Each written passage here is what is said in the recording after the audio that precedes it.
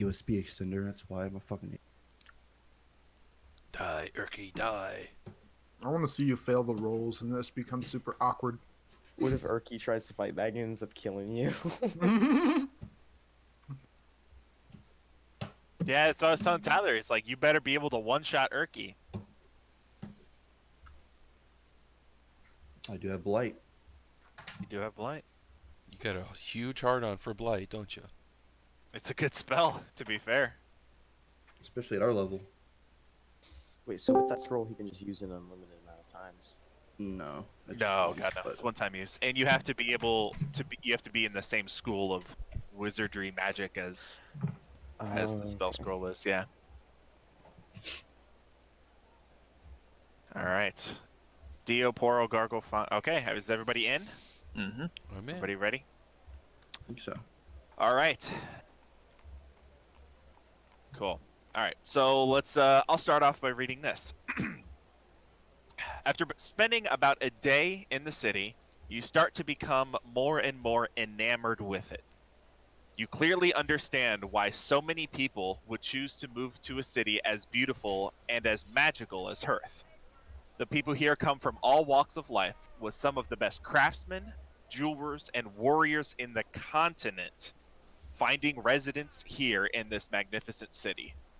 For most of you, it's a great little R&R session, a quiet repose of the journeys you have taken to get here.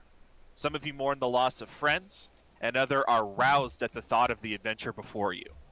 The city has nearly anything you could ask for, and as most are ready and preparing for the upcoming Harvest End Festival, they are happy for a helping hand if you choose to provide it. In exchange, you have access to libraries, jobs, and anything that you could really think of to facilitate your time here. So, how have you all spent your time in Hearth these past few days? Well, who wants to start? Dio. Mine's gonna take the just- longest, so I will go last. Dio's just been volunteering at like hospitals to heal. That's basically Okay. it. Or in the poor area. Oh yeah, most of the time in the more poor areas because that's where they don't have money to pay for the services that the richer people can get. So he's just kind of volunteering for free. He's not getting anything out of it except just the satisfaction of helping. Okay. What else? That's it. Okay.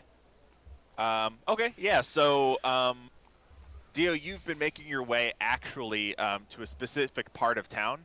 You're familiar with the Venmu block. That's where you guys had taken residence the first night here in that brothel slash hotel room that you guys took place in, or took refuge in. That area of town is definitely the poorest part of town. There are basically no hospitals there. There are just clinics where people, there's never the same doctor there longer than a week and a half or 2 weeks because people will come in. It's kind of like a Habitat for Humanity kind of thing where doctors and clerics, people will come from other sections of the world and treat the Venmu block as if it was like a disaster zone. And they basically just come in and volunteer for like a certain period of time, and then they pack up and then leave, and then another doctor or another cleric or another druid or whoever it is will come in and kind of replace them. So there's not really a substantial like figurehead in the Venmu block in terms of the hospitalization and things like that. There are in the nicer parts of town. Go ahead and roll me a medicine check. All right. Let's see. Oh damn it! That was kind of a low roll. It's gonna get me an 11. 11. Okay, yeah, you're not really familiar. You've never really treated people on this massive a scale before. There are a lot of people, and it's not just the majority of it isn't battle wounds, as you're familiar with healing your party members recently. It's the common cold, migraines, arthritis, STDs. It's just like your average clinic that somebody would just show up to in a poor part of town. Nobody has had their limbs decapitated. No one has battle wounds or arrows punctured through them. So it takes you a little bit to get used to just treating common colds and just joint pain and things like that. You actually end up meeting an older human gentleman who seems to be kind of the liaison for the medical area. He kind of brings people in and out of the town, and actually requests help from the city a lot of times for funding and things like that. His name is Damascus. Hmm. And Damascus, he's an older human guy. He's got a gray and silver goatee, bald head, pretty tall for his age. You gather he's anywhere from mid 50s to late 50s, somewhere in that range. And he just, you kind of gotten to know him a little better. And towards the end of your tenure there, he just approaches you and says, "Dio, I just want to thank you for your help here. It's been invaluable. Thank you." Oh, you're more than welcome, my friend. It's the least I can do. Well, this part of town doesn't get a whole lot of aid, so it's nice to see someone stick around for longer than just a couple days. You've been a blessing. Thank you. And he reaches out and goes to like shake your hand. I'm gonna go in for a hug. Okay. You embrace. He lets you do it, and you embrace him. He's oh yeah, oh yep, that's good. Yeah, yeah. Kind of pats your back a little bit, reassuringly. Is his hand going down to his ass? No, he's kind of a hardy guy. He's you can see he's dressed in you also gather he's the resident surgeon here as well. So he's not only like the in charge of the clinic, but he also performs surgery. So he's got a very dirty, which was once a white apron, but now is just covered in red crimson stains that have dried long time ago. And he's got like a brown top and brown pants on. So he's a very no nonsense kind of guy. And he goes, "Well, listen, son, I want to give you this." And he turns around into a cabinet and creaks open a cabinet and reaches in and kind of fumbles around. You hear some glass clanking. And he pulls out a potion, what looks like a potion, in a glass vial, and he hands it to you and goes, "Listen, I want you to have this. I don't normally give people our own supply, but we're at a time of peace, and these are just sitting here rotting. So I'd like you to have this. I know you're a member of an adventuring party yourself, so I figured this would go to use a lot better than it would do sitting here collecting dust." I take it. And he gives you a greater healing potion. Oh, Okay. damn. Where'd my pencil go? Me? That That's is 4d4 plus 4 healing. Nice. I can't find my pencil to write that down. There it is.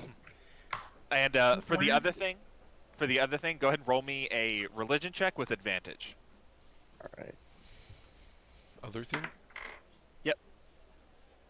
10. Private conversation, Spencer. Oh. I just thought I missed something. No, you did not. 13 for the first one, and then 19 for the second one. Okay. I'm gonna PM you something, and that's what you learn. All right. Who's next? I can go. Okay. What does Gargle do during his 10 or 12 days in Hearth? Well, he enjoyed winning that competition thing so much that so this is what he'll say. Since there's obviously odd jobs and probably a bustling marketplace.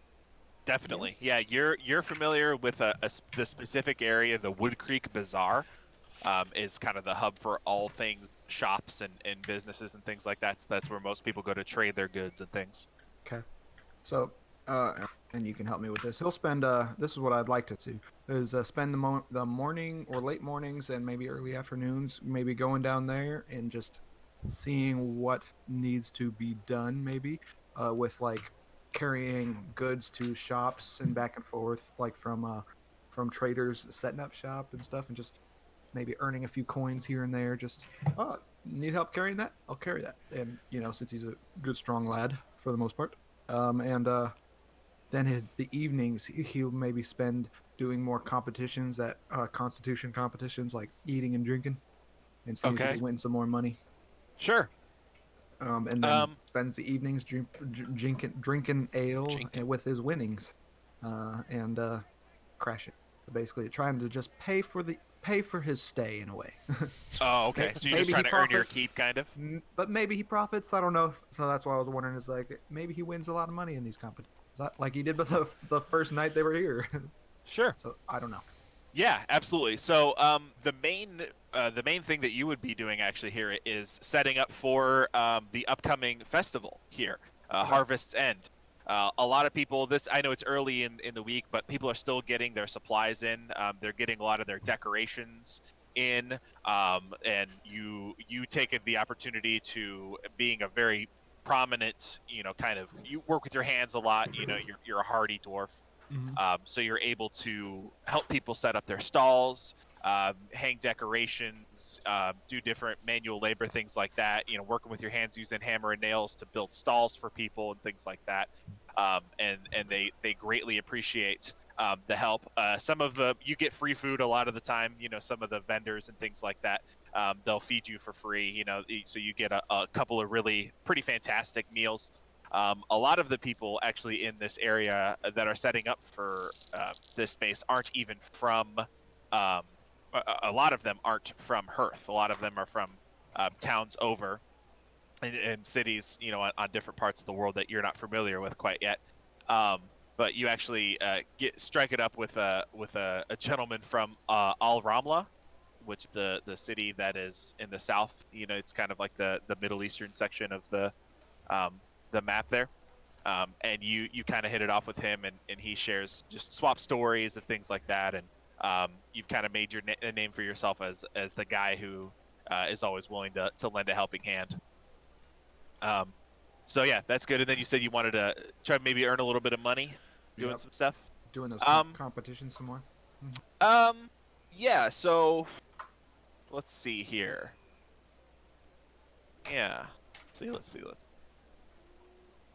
Yeah, so you actually are familiar with a couple of games in the casino area. You spend your time maybe testing out some of the games that people are going to be bringing in, but especially in the Elithar's Promenade part of town, there's a lot of people that like to play games in that area.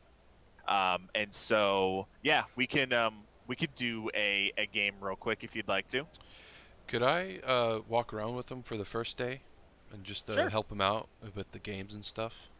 Yeah, and the crazy thing is too is people don't look at you strangely as a tiefling. Are Well, you dressed as a tiefling? or No, are no, you disguised? I'm still disguised Okay. as a human. Okay, gotcha. All right, cool. Yeah, sure. Yeah, you can go around and help him out. It's harder for you to lift some of the objects, some of the boxes. You kind of struggle, and Gargle comes over and helps you lift some of the heavier objects Oh, thanks, that bud. you would need to lift. But yeah. So actually, one of the evenings, you sit down and at the casino, and there's a new gentleman. You've been in here a couple nights in a row now, just kind of blowing off steam after a hard day's of work. And there's a newer gentleman. It's very dark-skinned individual. Looks like he comes from Al Ramla. He's got a slicked back black hair, if I could get that out, in a very, very tight ponytail, and the rest of the hair falls to about his shoulders. And he has just the most piercing ice blue eyes you've ever seen. Dark skin. He's wearing a very beautiful, ornate robe. And he sits down at a table that has just been set up. You imagine he probably has a contract with the casino here in town. So he sits down at the table, and it kind of piques your interest. You want to go over and check it out, you're more than welcome to, but you notice he's kind of new in town. So, talking about still me, or is that with? That's both of you if you want to, but specifically Gargo, yeah. Okay. I say hello, young gentleman. Hello. What brings you to this large city? Well, it's quite simple, really. I'm a procurer of the gambling arts, if you could say. And you can see he has a like a tumbler, and he's kind of shaking some die back and forth, like you can hear he's got a couple die, in his little tumbler there. Okay. And he's like, "Please have a seat. Would you care to partake?" Oh, absolutely. I'll give it a try. Of course, you may have to explain it. I'm not good with dice Wonderful. games. Listen, son, it is incredibly easy. And he winks at you, and you can tell he does this for a living.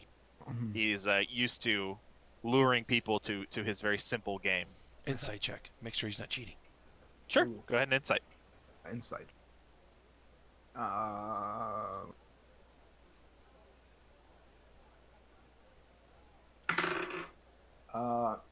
Natural one. You could leave your kids with this man. He is the most trustworthy individual you've ever met in your life. And you can see also behind his little table, he's kind of got like a poker table around him, and flanking him behind him on his right and on his left are two dark-skinned individuals, human. This gentleman is human as well, but they are significantly larger. They're basically the strength of Gargle, but in human form. They're massive, hulking humans that just kind of stand behind him with his arms crossed, and they're just kind of surveying the area as a whole. And Okay. he says, "Please have a seat." All right. I sit down across from him.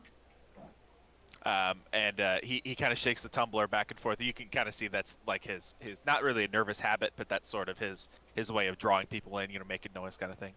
And he's like, "This is very easy, very, very simple. You roll 2 die. If you get a 7, you win. If you get a 12, you win.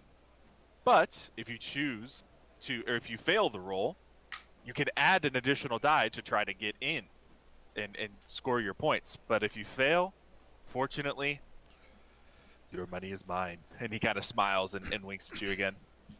So above the table, you roll 2d6. If you roll a 7 or a 12, you win. You can double your bet and add another d6 to the roll, but you have to hit either a 7 or a 12. Oh boy. All right. Does this pique your interest? I could give it a try. And he stops shaking the tumbler, sets it on the table, reaches out his hand and kind of leans in on one elbow and cracks a smile and goes, "The buy-in, of course."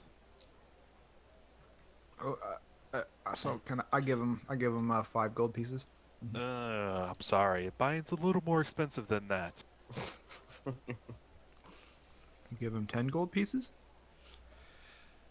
This guy's trying to rip you He off. just kind of shakes his head and does like the kung fu wave forward, like more. 15. He kind of sighs and goes, "You're not from around here, are you?" No, sir, I am not.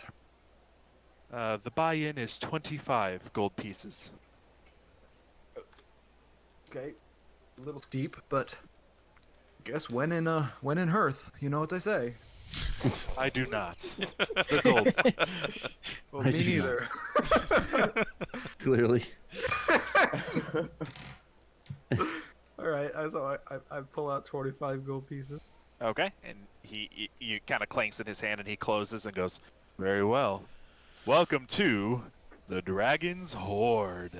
And he kind of like waves his arms back, and at the same time, the 2 goons that are behind him both go clap twice, as it's just kind of like a tradition thing that they do after he announces. So go ahead and roll 2d6 and tell me the number.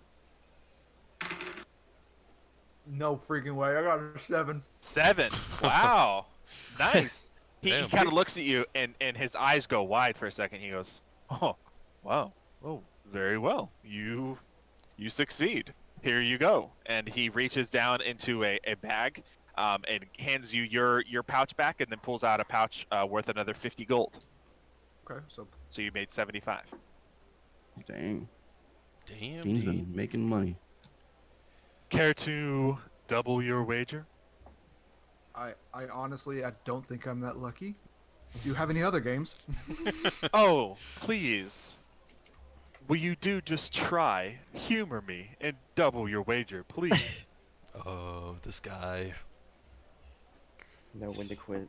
No one to quit, Dean. Or don't, because you're a Dying dwarf. with it. Dark- My friend, dwarf, and he kind of leans in, and in unison, the two hulking guards behind him lean in closer towards you as well, and he goes, "Double your bet." This fucking guy. Run.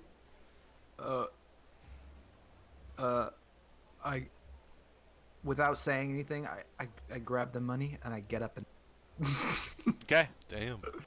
He goes, "A shame, really." Says the loser. Roll a sleight of hand check. To see if crap. you- Oh crap. He's gonna roll a perception check to see if you heard that. Damn, Dean. 6. Dang it. Natural 20. No way. Oh, Dean, you're getting beat up in the alley. They're gonna beat him up. Not He, again. They take all his lean- money. He leans forward and goes, "Dwarven, I heard that. And I don't well appreciate strangers coming into my space and insulting me." And you hear the distinct sound of knuckles cracking behind you. Run. Should just take off. I mean, you're in a public place. You're surrounded by hundreds of people, so I'm just... What can I? You're in a sneak? casino. So can I look back and be like, and then just kind of try to like quickly make my way through the crowd and try to get Sure. lost in the crowd. Sure, yep, you do that. You're in a public place that they're not interested in fighting you. They're just intimidating, you know? You gather Okay. they're just intimidating. So yeah, you made some money. Yay! Congrats. Alrighty, who's Oh, next? Only 75 gold you ever made. Yeah. Who's next? Spencer? You want me to go, Tyler? Yeah, Poro and Fox. All right. Oh yeah. For like, the first day, for maybe a couple hours, I want to make some pamphlets for Euronymous' like advertising Euronymous' store. Oh, nice. Awesome. Okay. Yeah, it says on something along the lines of go to this store, you know, for amazing magical items. Tell him that the Swampy Six sent them. Okay. Yeah, roll. Let's see. Would that be performance? Not necessarily, because you're not really performing. Yeah. Just roll a d20. Okay. Natural 1. 12. 12. Okay. Yeah, you actually approach a gentleman in the city. It's a half-elven man who's in charge of the printing press for the city. He prints like the newspapers and things like that. And he says that he's more than willing to make a handful of pamphlets. He'll make you 50 pamphlets for 5 gold. All right. Yeah. Okay. So do you go about handing them out individually in the city, or how do you go about distributing? Hold on. Let me get my money. Get up to a building and make it rain. Yeah, it's a pretty decent advertisement, by the way. It's not anything special. It's on. You can see it's on a plain piece of parchment. It's got a pretty intricately designed border around it, and it has a small, very makeshift map, basically saying you are here and here's where the store is, and you know how to get there. Just a very rudimentary map, and then it has an advertisement underneath it and everything like that. Okay. Okay. If you want, you could pay a little extra to put Euronymous' logo on, printed on the flyers as well, if you'd like to, for add a little bit of flair. Yeah. Can I also staple some V-Bucks onto the pamphlets? If you'd like to, absolutely. Yeah. Just like one each.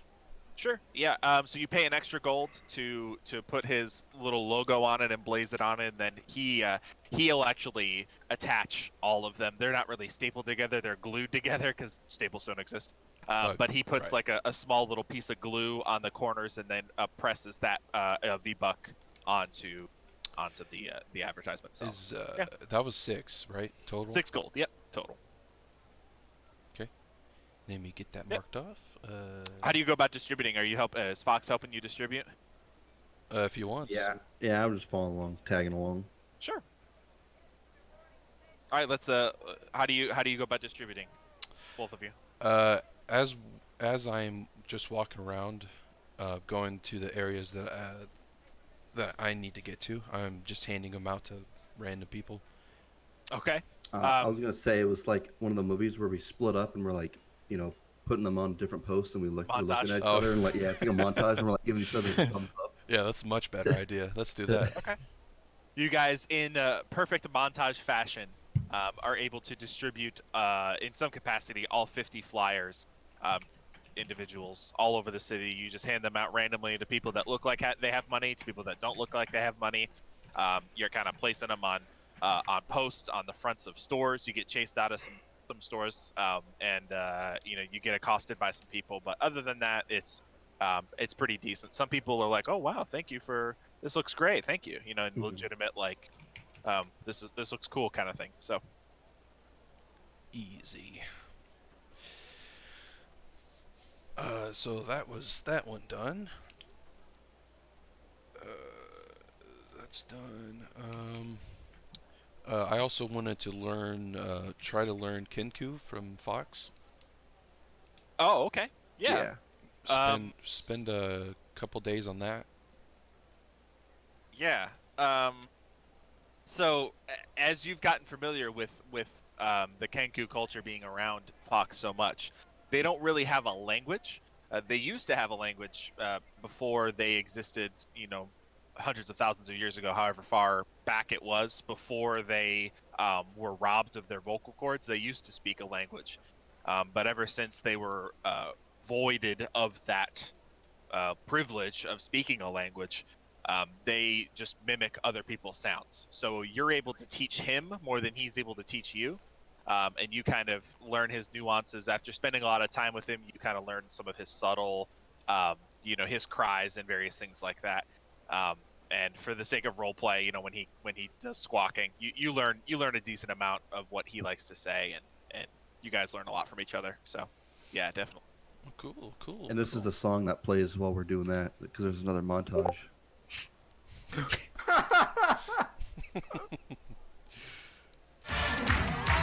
Oh hell yeah!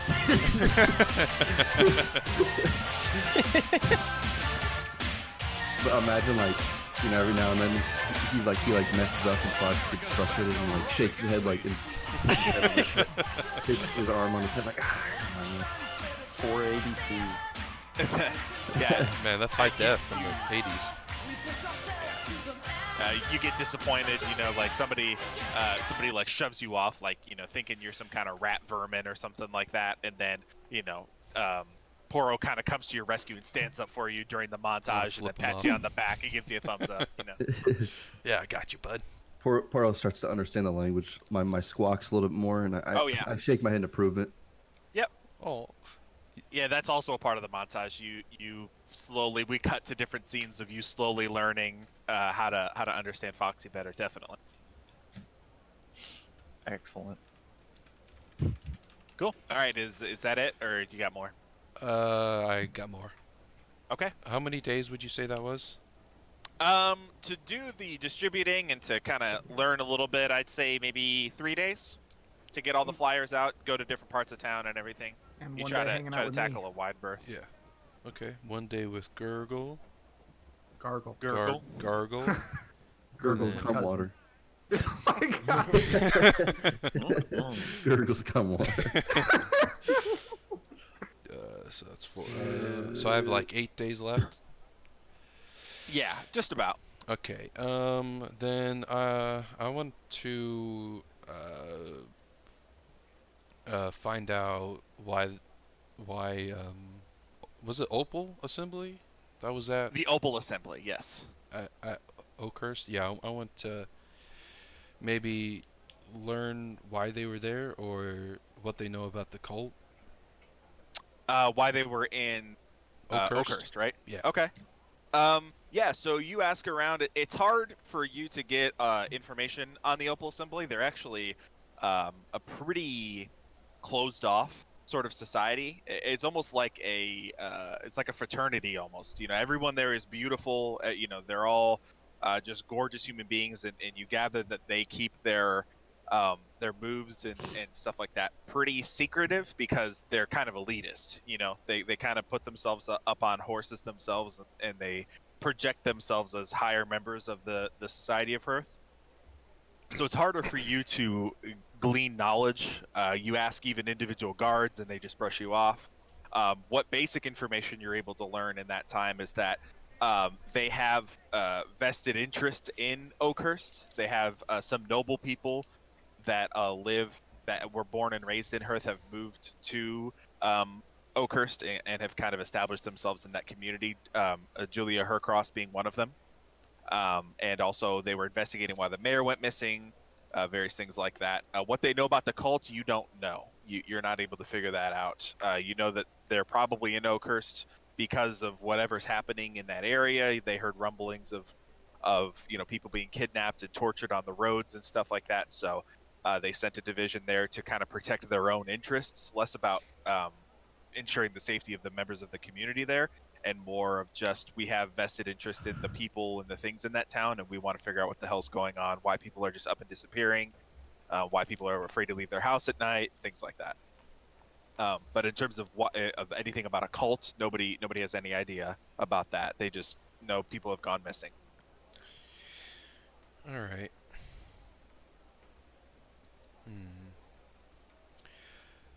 Can I just learn more about Tychus? Like, ask Sure. around the guards, maybe? Sure. You spend the last few bit of your days there trying to glean exactly what Tychus is doing in the city and hit kind of his positions of power, who he kind of moves with, who he is a part of. Let me find. Hang on. Sorry. I gotta find my notes here. Let's see.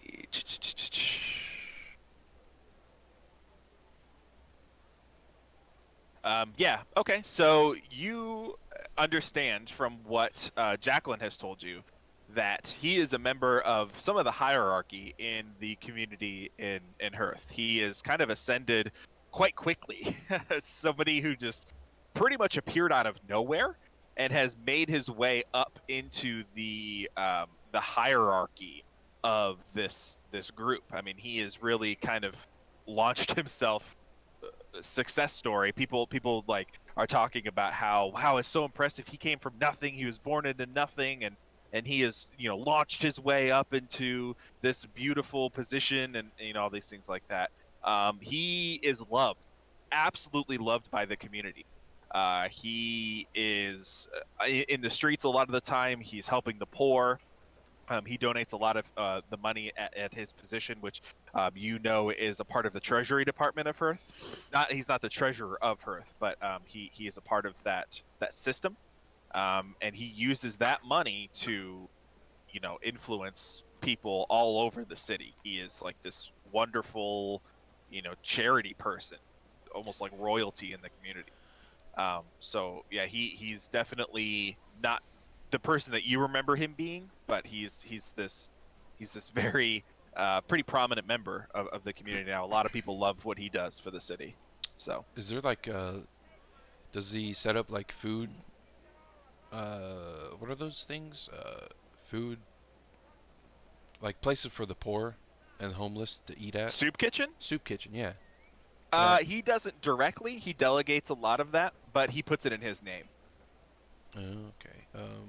Are they like serving nice and clean food?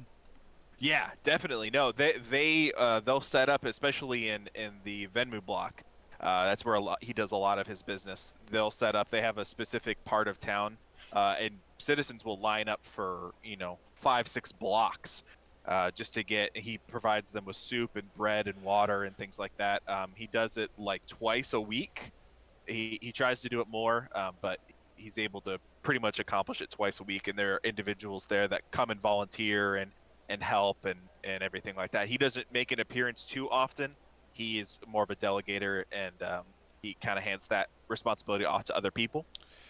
But yeah, there gets good food, soup, hearty soup, and bread and everything. It's good.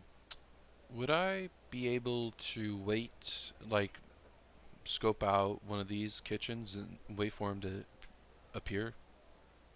Yeah, you could spend a little bit of your time doing that, and I'll tell you, he doesn't show up. Okay. Yeah, you spend like 1 or 2 days there, just looking, and the one time a week that there are people there, you can see they're happy, they're healthy, they're feeling good. People are talking about how grateful they are that this even exists. but he does not show up. Does not make an appearance. All right. Well, Cool. shit. All right. Who's next? I'll go. Alrighty. Nothing. Yes. Every now and then Fox is he usually doesn't laugh at Erky's jokes, but he's kind of giving him a little buddy moments, like God, you're such a. Oh, kind of warming up to him. Okay.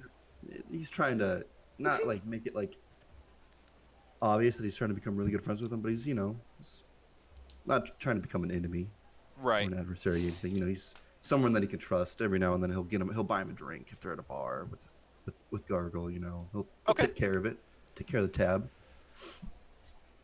So Making friends with Turkey. No other reason. no other reason. His intentions are clear. They're true. They're Fair. pure. They're pure. Yeah. Okay. Also, Spencer, you gather that the name of the treasurer of Hearth, it's a gnome. His name is Clancy. Tom Clancy. Thomas Clancy. No. Is His it first Tom? name. Shit. God damn it.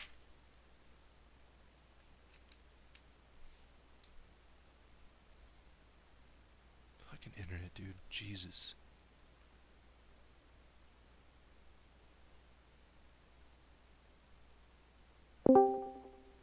Nah, I think he just kind of hangs out with everyone. Okay. Can No research you want to do or any languages you want to learn? His blight scroll a little bit, but for now, no. I don't think Okay. So. It's actually. I mean, name something that you might want to do, and I'll tell you. We'll make it He happen. wants to create a poison, pretty subtle poison that he could slip into a drink. Okay. Okay. Yeah. Can I help him with that? No, you would spend the majority of your time doing your other Alright. other tasks. This would be Okay. something that Fox does on his own. Yeah. Okay. Yeah. So you actually descend back into the sewer system that you came from originally. You get a little lost, and you're trying to make your way back to the area that you were in before. Trying to find your way through. Eventually, you make it back into a larger section of this underground society that Poro has at least some connection to. You're not exactly sure what's happening there, but as you're entering the sewer system, and there's like this stone archway before you enter this large kind of common space, and above the above the door frame itself, there's carved into almost like a plaque out of wood and stone and metal pieces. Mhm. You see the phrase "Exodus Acta Probat." It's Latin, but it's just for flavor. Okay. And then you see the symbol of Nassohand directly underneath that, which you gather that this is a kind of a. It's dirty. It looks pretty dilapidated. It hasn't been taken care of. Hasn't been polished or anything like that. You gather it's been sitting there for a while and hasn't really seen the light of day or the light of anything for a while. But Exodus Acta Probat, which you can roll a check, a history check, if you'd like to figure out what that means, or if you Yeah, don't sure. care, we can go ahead. Oh, natural 20. Natural 20. Yeah, from the various language studies that you've had, especially in the Undead Settlement with all the books that you had, you gather that phrase roughly translates to "the outcome justifies the deed," Okay. and that's kind of Nassahen's kind of core philosophy is, well, the outcome justifies whatever you've done to get there, kind of thing. Yeah. Yeah, so you approach this large common area, and you gather that before this had to have been a bustling space. It's wide open. Picture like the Thieves Guild in that one town in Skyrim. It's like a wide open kind of common area, and there are stalls set up all around. And you gather that this was a very popular area for some of the nastier citizens of Hearth. But Mhm. now it's nearly abandoned. The stalls are broken. They've been looted. There's blood and ichor-looking liquid all over the floor that is dried. It smells awful. You gather that this has been abandoned for some time. There are a handful of individuals that still are trying to make a living here, just kind of clinging on to whatever Nasohand has kind of left behind here. But Yeah. there's not a whole lot here. You do go up to an elven individual who looks like an apothecary. He's got a wooden kind of desk set up with some paperwork on the front of it, and then behind him you can see he has some various potions and liquids boiling in beakers, and he's got tubes and there's steam coming out of him and things like that. And you when you approach him, he's got a pair of large glasses that are, he's wearing. He's examining these things and kind of cursing to himself and mixing things. And you see a big puff of smoke come out. He's, fucking, he's trying to mess around with stuff like that. Yeah, you can approach him. He looks like if you were to try to make some kind of potion, he would be the guy to make something that's not exactly a legal health potion. Yeah. Okay.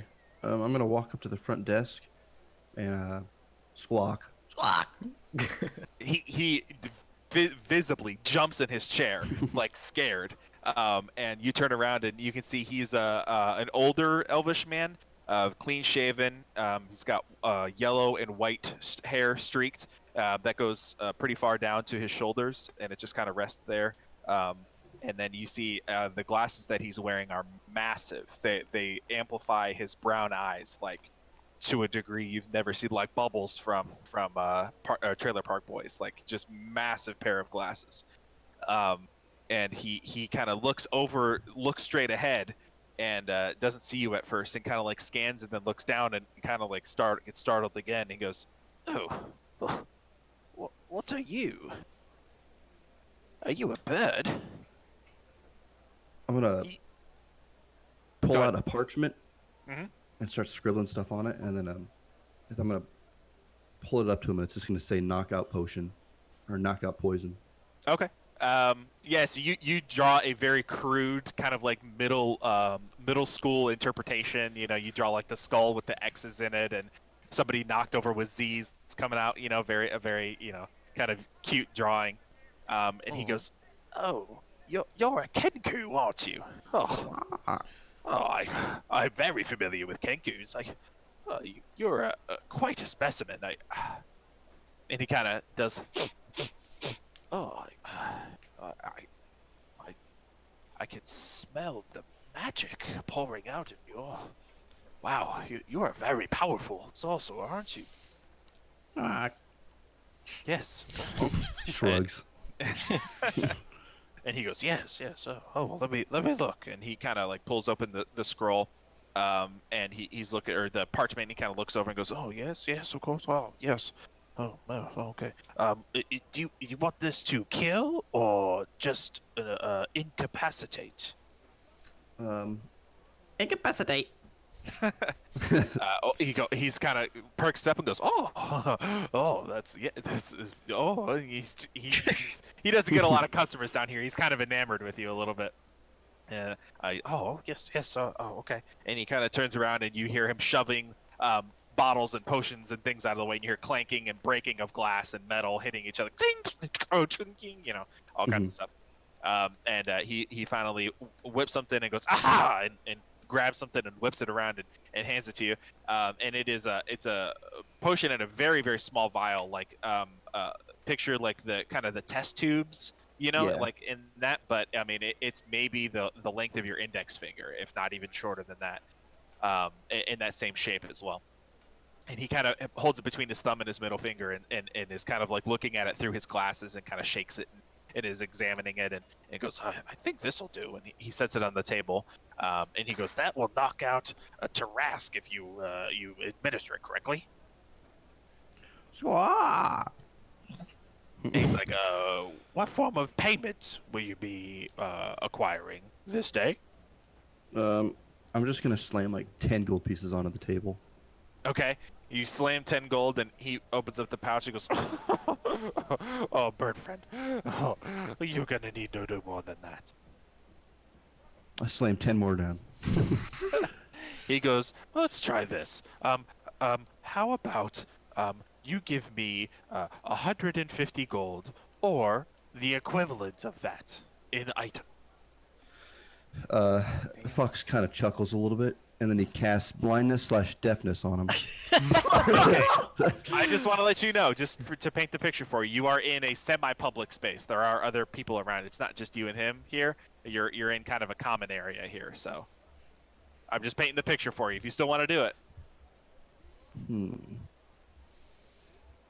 He's looking around. Okay, never mind. I'm gonna point my finger down. Try to bargain with him. Okay. He kind of he kind of massages his his smooth kind of pointed chin, and thinks for a moment, and goes, I don't really know if there's anything you could do for me. I'll tell you what. You're a magic user, yes. Come on. If you could teach me some abilities, some skills, I would lower the price to say 70 gold. I point down even lower. He kind of shrugs and goes, I'm sorry, my little bird. I cannot go any lower. I'm Can running a business. can I threaten him with a squawk? Sure. Roll intimidation. Okay. Where's my skills?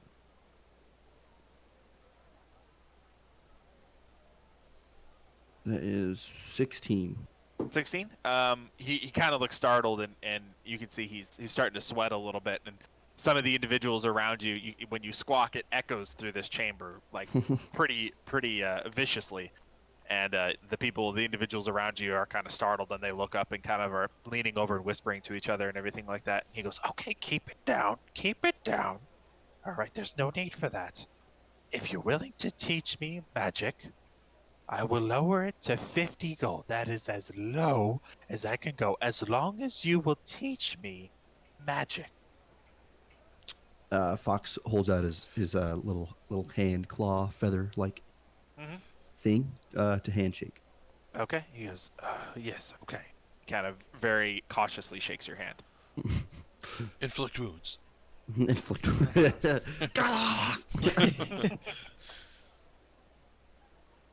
Okay. So yeah, mark 50 gold off your thing, off your page. All right. And throughout the course of the time, you kind of come downstairs and you start to work with him. He actually wants you to teach him chill touch. Oh, okay. So you spend the next couple days down, in montage fashion again. You're just full of montages, frustratingly trying to teach this older elvish man. You gather for an elvish individual, he's probably in his 400s, 450s. Damn. He's an older guy, yeah. He's trying very frustratingly trying to learn how to do this chill touch cantrip. And you take a good amount of time, and he tells you that it's just for his potion making. A lot of the time when he's designing potions and things like that, he needs to hyper chill potions or hyper chill ingredients to either store them for long periods of time or during the creation of the potion process itself. And he wants to have chill touch so that he can hyper freeze like components and things like that for future use, kind of like a refrigerator. Yeah. Does okay. he know that it's not cold damage, it's necrotic? He doesn't. No, he has just heard of the phrase "chill touch," and he thinks that will be good. Yep. So. All It's right. pretty funny. Yep. All right. You spend the next couple days doing that, and I think last is Ben, right? Wrecker. What does Wrecker do? Give me 1 second. Let me go get my dog. I thought he was Sure. in here. What is Wrecker doing? He's actually gonna be like coming back from that merchant's place, Euronymous. Euronymous' place. Wow, you've missed so many sessions and you can't All right. even remember the name of the person. Well, he's Damn. gonna walk. He's gonna be walking back from there to the city because he told him that they went on ahead without him. So when he gets to the city, Euronymous would offer to use his teleportation sigil to Hearth, if you would Okay. like to take it. Yeah, I'll do that then. He's like, all your friends have left without you, mate. You've been sleeping this whole goddamn time. What the fuck are you doing? Were you in a coma or something? What was He's going going to on? birthday parties. I'm sorry, I didn't know what came over me. I had Frederick go out there and check on you like every day. He said you were alive. I didn't believe him. I Who's figured you'd be that? eaten by wolves or something at some point, but I mean, here you are, I guess. Well, Yeah, here I am. catch up with your friends, I'm assuming, right? Where'd they go? They went to Hearth. Are you familiar with Hearth? Uh, The big city? I think. Okay, take it easy, lad. Take it easy. You don't need to hurt yourself, all right? Before you go, would you like to buy anything on your way out? You know, as I'm assuming your friends are spreading the word of Euronymous on their way, but you know, you Give don't really me know what's maybe an going on. hour. You've missed a whole lot. Do you have weapons? Yeah, I've got a lot of weapons. Look at the walls, son. Open your little eyes there. I've got walls on all over the place. What do you want? Can I take those? he You he give kind of it to presses me. his thumb and his finger against his eye or against his nose and kind of shakes his head and goes, just go find your friends, all right? Just they'll explain everything. No And he kinda weapon? pushes you into the the teleportation circle and kind of shoves you on the circle and goes, all right, hold your breath, take a big deep breath and hold it the entire time. Why? Just do it or else you'll die. Do it or else you'll die. Oh. 3, 2, 1, and then he snaps his fingers and you feel something that you've really never ever felt before. The feeling of being teleported to another plane. Your fingers tingle and your vision kind of glows white, and then you're instantly teleported into a dark room by yourself. With you can't really see anything. You see there's a crack and what looks like a door in front of you, but that's about it. I kind of like, with my arms stretched out, feel a way to the door and open it. Okay. Yep. And you are in a underground sewer right now. It smells pretty terrible, but there are a lot of rats that are running around that you can see, which is exciting.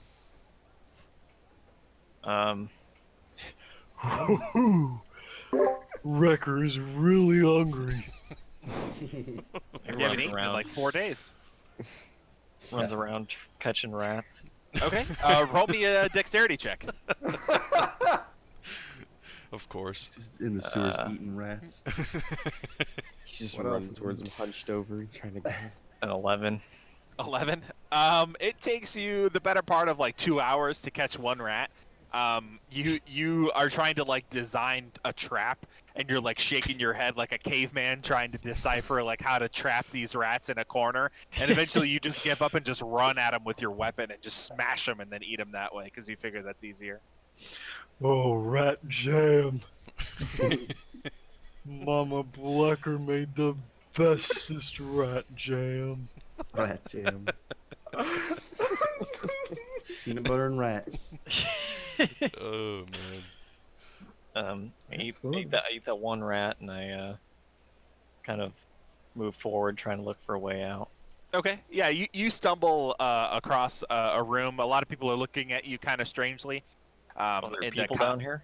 Yeah, there are individuals down here. Yeah, there's actually there's a small incline that leads to a large circular area with a grate above it, and there are a couple of vendors and stalls.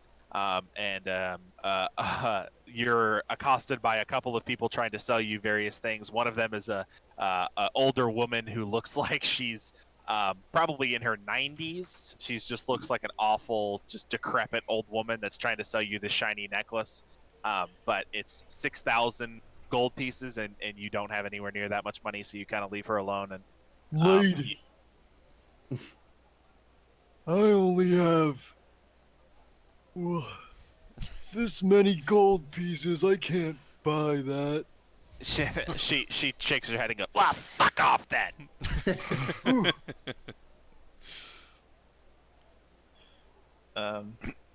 Wrecker doesn't like being talked like that. Oh boy. So, so What did you say to me? She's like already she's started to walk away from you and is like, ah, it's fine, stuck, just mumbling some nonsense to herself. She just walks away. Chicha. Fuck. If you'd like to roll a survival check to see if you can get out of the sewer, you can. Yeah, I'll do that. Okay. Natural one, please. Oh, natural one. Yes. You managed to actually make your way deeper into the sewer. It's the craziest thing because you could have sworn that you were going up, but then you realize you don't really know what up is. And so you're forcing your way to try to. You find a staircase. You're like, oh, great, a staircase. You're not thinking that it descends instead of ascends, and you just go down the staircase. And you've gone deeper and deeper and deeper into the sewer to the point where you're actually in the sewer part. You're in where all of the waste and all of the all the shit and piss It's a kind of buffet. congregates at the bottom of the city. And you're just kind of stumbling your way around in near darkness this entire time, not really understanding, only smelling just awful, awful, terrible shit. Oh man. I'm gonna yell hello. Okay. Whoa! You hear hello, hello, hello, hello, hello. A lot of people down here. Poro! Oh, oh, oh. You hear something in the distance. You're not exactly sure. You've never heard of it before, but it sounds almost like the clicking and clacking of like long nails against tile or against stone.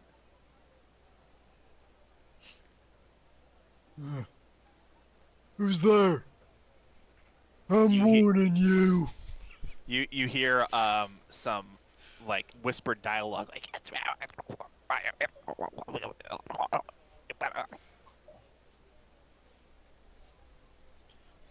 I crushed a rat earlier today and I can crush you. and as you say that, you see emerging from the darkness a rat. But not a rat that you're familiar with. This rat stands on two legs. And as it approaches you, slowly, you can see it is butt naked, but it has this disgusting black and red covered, ichor covered, dirty, broken scimitar. And you see its red eyes appear from the darkness, and as it approaches you, you recognize this basically as a rat that's walking on two legs. And it kind of goes, kind of mumbles something at you, and you can see its buck teeth. One of them is broken off, and the other is like still attached, but pretty dirty, pretty filthy. You're disgusting. And I go to swing at him. Okay, roll an attack. Oh man. Like roll initiative or No, just roll an attack. It's roll? fine. Oh, You don't roll need an to attack. Okay, okay. You acted first. 16. 16, that hits. All right. This thing is butt naked. It's hanging brain pretty hard. Is he well endowed? No, he's not well. Well, for a rat. You can That's barely see it under the fur. What's 8 that? damage. Nice cock for a 8 rat. damage. Okay. Yeah, you impact it. You see it. You swing with your weapon, and you hit it in the shoulder, and you can feel some of the bones breaking in its shoulder as it kind of screams at you with its buck teeth, just spittle and just the worst breath you've ever smelled in your entire life. Almost gives you a migraine. How bad the smell is. He just like screams in your face. He's gonna roll an attack. That is a. Let's see here. That's a 11 to hit. Does not. Okay. He goes to swing at you, and you duck underneath it. Go ahead and roll your next attack.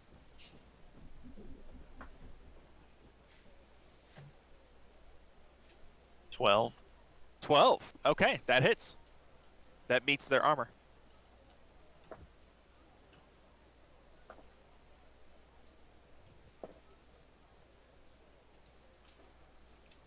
12. Okay, how do you want to do this? I just come straight down on top of his head. Okay, and you very efficiently make some rat jelly, and you evaporate its head. It kind of makes a gurgling sound, and just slumps to the ground. You disgusting abomination of a rat. 10 more come around the corner. Yeah. Do you use this opportunity to make your way out of the sewer? Yeah, I just grab its leg and just start dragging it behind me too. Okay. Yeah, go ahead and roll another what's it called there? Survival. Survival. Jesus, I couldn't remember what it was. Yeah, survival. That's a dirty 20. Okay. Yep. Damn. You're able to very efficiently make your way out of this sewer system, rat in tow. As you emerge from the upper levels, you're actually in the Venmu block of the city. Go ahead and roll me one other survival check. 17. 17. Okay. You kind of just blindly make your way around the city. This is kind of home to Wrecker, this part of town. It's a pretty shitty part of town. It's just kind of, the way that this city is. And as you're making your way around the town, you notice a human individual hanging posters, what look like posters on a wall. Accompanied across the street from him is a small bird friend that you recognize. Bird friend. And I start running over, crossing the street, but I trip. With your rat in tow, with your dead rat in tow. And I scramble to my feet, dust off the dirt and everything, and then continue moving toward them. Okay. You guys. I thought I'd lost you. I'm sorry for sleeping so long. But look what I got. I found this pathetic thing rotting around, and I told him, didn't I? Well, yeah, I told him that I would kill him, and he still yelled at me. Oh man. What do you think? Do you think we can cook him up? Yeah, let's start a fire right now. Okay. More than happy to. What's your name, by the way? It's me. Poor. You're It's just me. nice. Nice to meet you, me. I'll drop the disguise for half a second, just for him. Okay. Poro! Yeah, that's what I said. What are you doing the disguise for? Here, give me a second. I'm sorry. I need to do something real quick. Fail RP. You do something. Oh man. So, wait. What are all of us All right. doing? Are we just all standing there or something? No, this is happening concurrently. All of your events that you've been doing throughout the city are happening at the same time. Oh. Yeah. Yeah, I got this disguise because people hate me in the city. I got a massive bounty because I'm so famous. Oh, massive. Yeah. oh no. Yeah. Why? So don't tell anybody that it's me. All right. Okay, Poro. Thank you. I'll just call you me. Sure. Sure, bud. Sure. Okay. Where are we staying? I'm gonna give him a couple flyers and make him help us. Sure. Here you go, bud. You can follow us around. Do you show him how to do it, or you just leave him to his own No, devices? no, no. I show him. Definitely show him. Okay, good. Because he would just eat the glue, I think, at that point. You start sniffing the glue. Did that man want you to do this? What man? Oh, That Euronymous? man, he pushed me in a portal. Yeah. Yeah, he's a great guy. Or Euronymous. Yeah. You didn't give me a weapon. I'm not sure how great he is. I'm probably better. I mean, look at this rat I killed. Oh shit. That's a pretty big rat. Yeah, at this point, Wrecker has been leaving just a trail of red liquid everywhere he goes as he's dragging what is basically a 3-foot rat through the streets of the Venmu block. Maybe we Head completely missing. drop. Let's drop the rat, maybe. We gotta eat it first. Well, I mean, do you want to eat it now? Well, I probably should cook this one. This Why? one was gonna be good.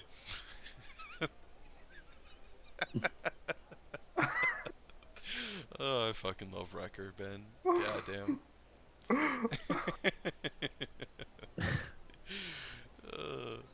Well, I mean, where do you want to cook it? I don't know, where are we staying? Wait, where were we staying? I was gonna get to that after you guys were Oh. finished with all of this. So you could continue to stay in the hotel, the space that you were staying in before, which, if I recall correctly, was called. That was in the venue block. Yep, it was called. Let me find out where it was. Thought I marked it down. I don't know if you gave it a Rotten name. Rig or something. Oh yes, that's over here actually. Rotten Pig. Man, my handwriting's messy. Yep, the Rotten Pig. Yeah, so you guys could continue to stay there if you'd like to, or you could find better arrangements throughout the city and then pay for like a meal, like a meal plan with the space that you're living at. It's totally up to you guys, whatever you all decided. If you continue to stay in that place, if you guys did the meal plan through that place, which they don't really have one really.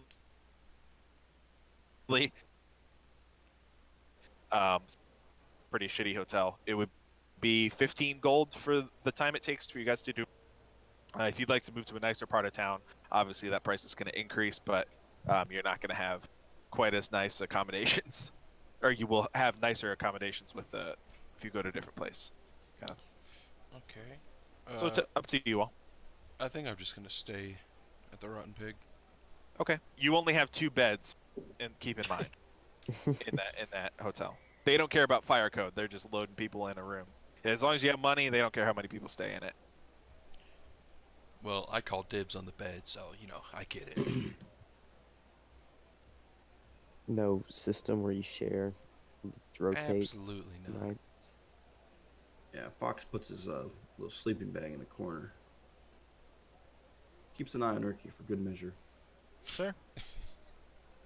Yeah, so I assume you guys catch everybody up on, or catch Wrecker up on Euronymous and the fight and everything like that. You guys kind of bring him up to speed on everything. Yeah. Yeah. Yeah, during the Oh. night. Oh. Does Well, Ben know what happened? I did want to try to get a job as a bouncer. Okay. Okay, where would you like to get it at? There is several places you can go.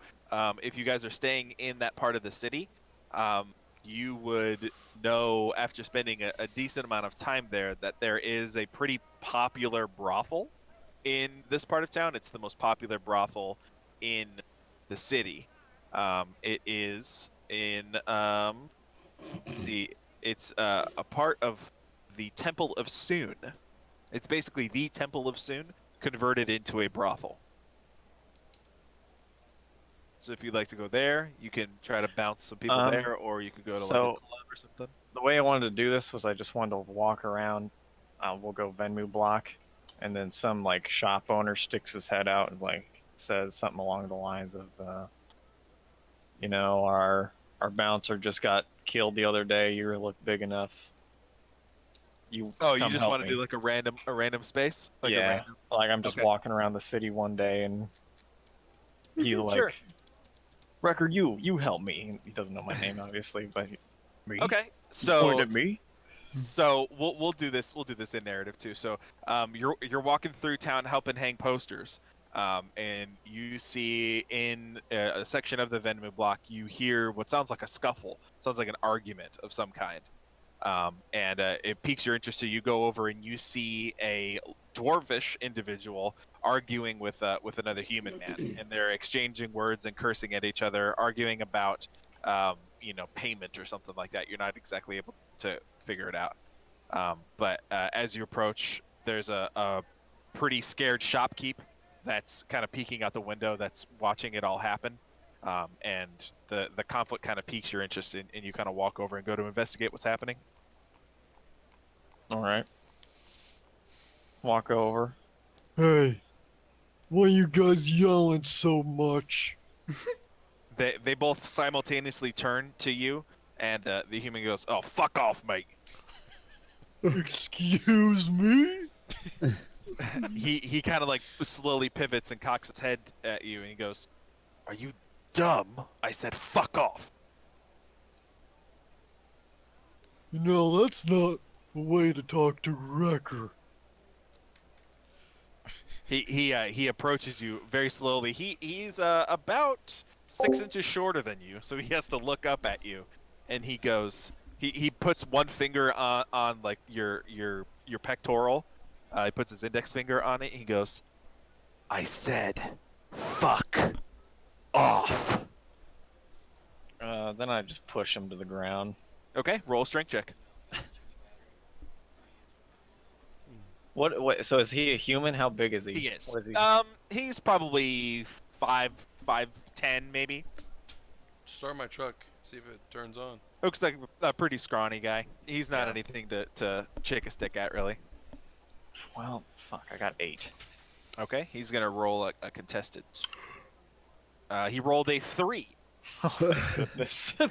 So yeah, you are able to shove him to the ground, and the dwarf goes, "I can't do a fucking dwarvish accent, so I've been working on it. It's being workshopped right now, but I'm not good at it quite yet." So he kind of runs over and goes, "Yeah, that's what you get," and kind of kicks him on the floor and everything like that. The guy Yeah. Like cheering with the dwarf. the guy gets to his feet, and he tries to run, and he tries to like spear you, like wrap his arms around you. Roll another strength check.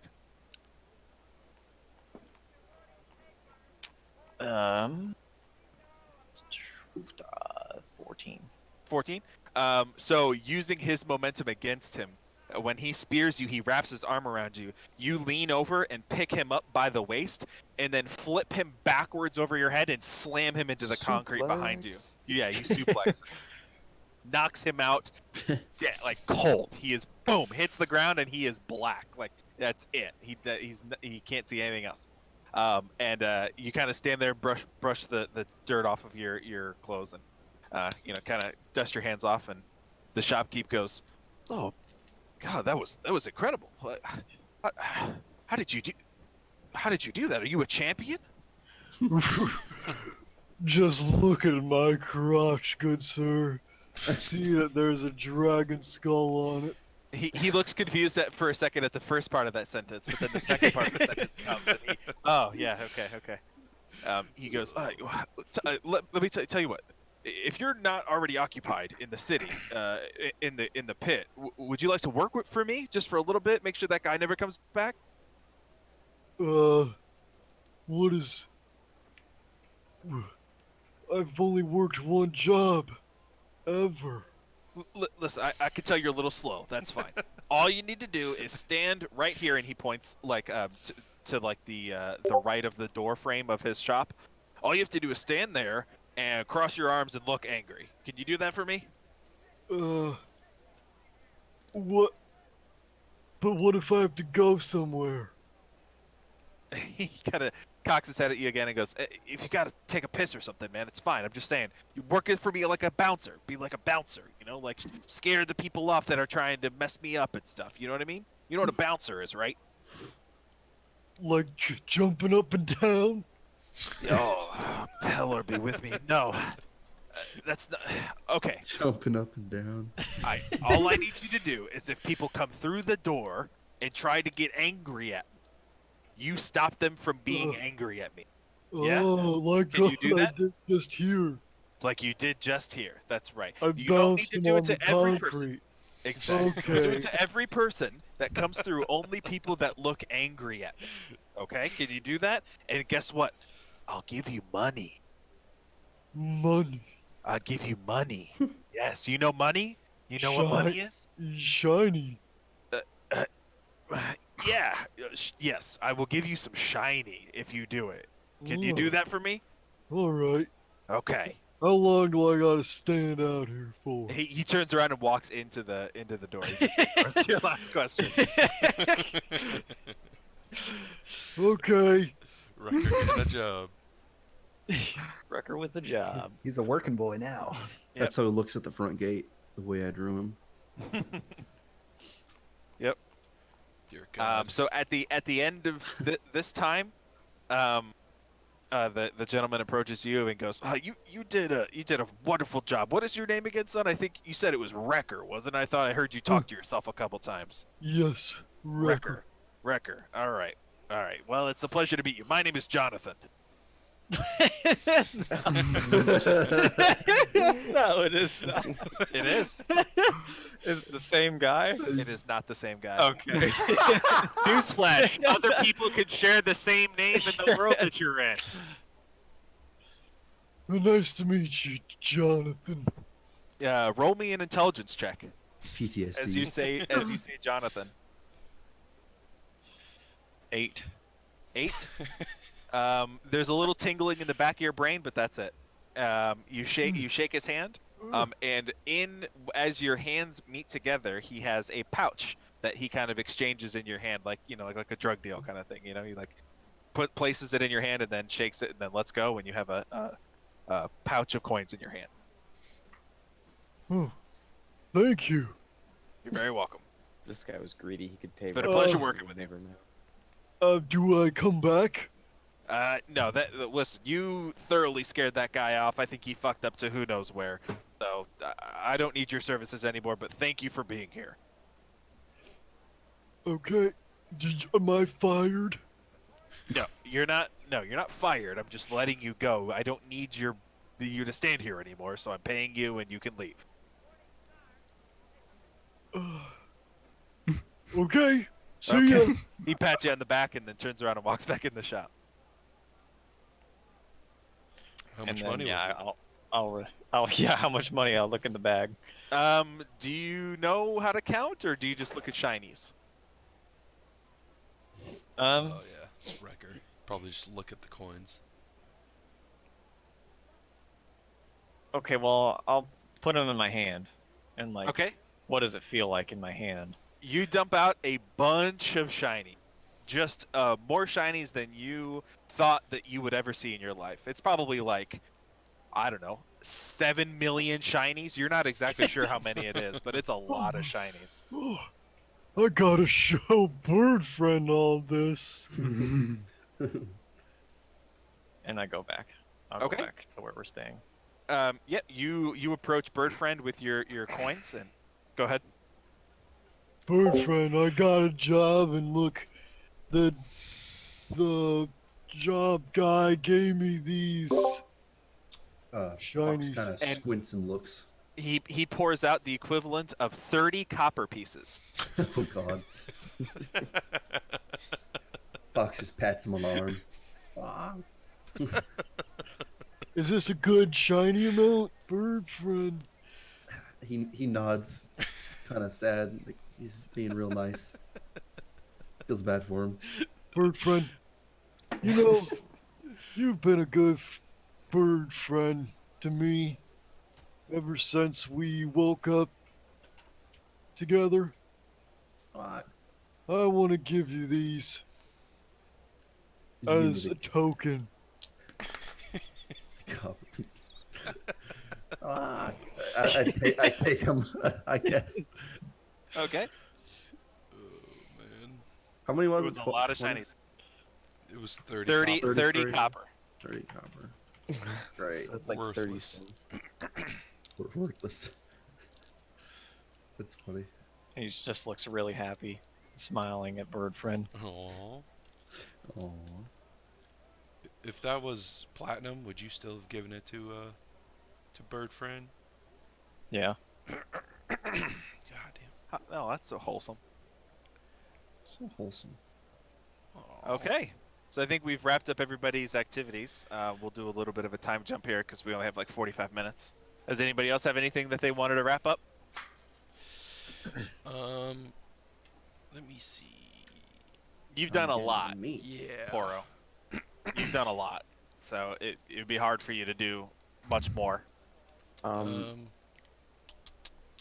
want to go up to Fox one time, and I'm like, Bird Friend, may I speak with you privately?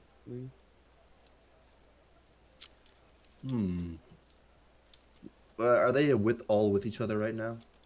I would assume that this conversation would be taking place at your hotel, Yeah, you know, back at after the everybody's hotel. kind of settled back in. Fox denies and goes down to the bar. Okay. I follow him down. All right. Please, friend, it'll only take a minute. What happened to being so nice to Urki? Guess that doesn't happen with Dio. I'm going to I'm gonna point to like his pouch and be like, now, do you remember that book that you have? Swat. Where did you get it?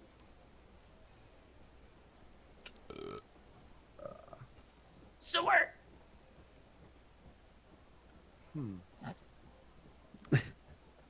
Interesting. And did somebody give it to you, or did you find it on the ground? Found it. Squawk.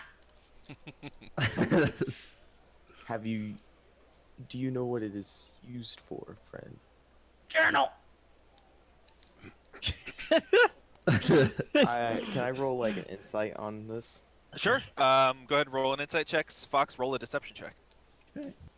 Okay. Can't get my sheet.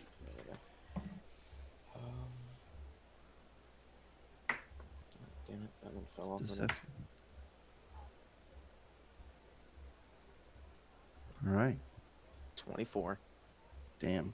19. You gather from what, like Fox said, you gather that your familiarity with the journal is you pretty consistently write in a journal. You know, you kind of log your daily events and things that are happening around you. Fox has yet to write in that book yet. He hasn't penned a single drop of ink on that book yet. I'll look at him earnestly and be like, friend, I don't think this is a journal. And I just want you to know I care for you. And I don't want you falling down a potentially dark path. Well, I mean, he's a necromancer, so. I know, it's Dio.